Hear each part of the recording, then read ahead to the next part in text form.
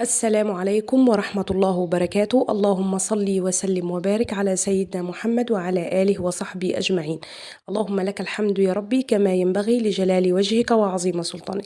يا جماعة، الناس اللي عمالة تتهمني ونازلة عليا مهاجمات في التعليقات بتاع امبارح، بالله عليكم انت لا عشرتوني ولا تعرفوني ان انا بتاع غيبة ونبي، يعني ان انا يعني بحب الغيبة والنميمة. بالله عليكم ما تهتموش حد بالظلم. طبعا هتقولوا لي دلوقتي وتردوا عليا، طب ما انتي نفس الطريقة اختبتي رهف الشامي وسامح جوزها من غير ما تعرفي. يا جماعة، أنا قصدي في الفيديو بالله عليكم افهموا قصدي. أنا محتوايا قناتي أخبار، بنقل أخبار. أنا كل اللي أنا بقصده إني بوريكم إزاي اللي يغدر بيها أعز الصحاب. وتاني حاجة، في ناس طلعت قالت إن رهف على الإنستا بتشوه صورة جوز، بتشوه صورة صاحبتها جدا، وإنه كان عايش معاها عيشة صعبة. ما تتهمونيش بحاجة انتوا ما تعرفونيش يا جماعة الا من خلال فيديوهاتي.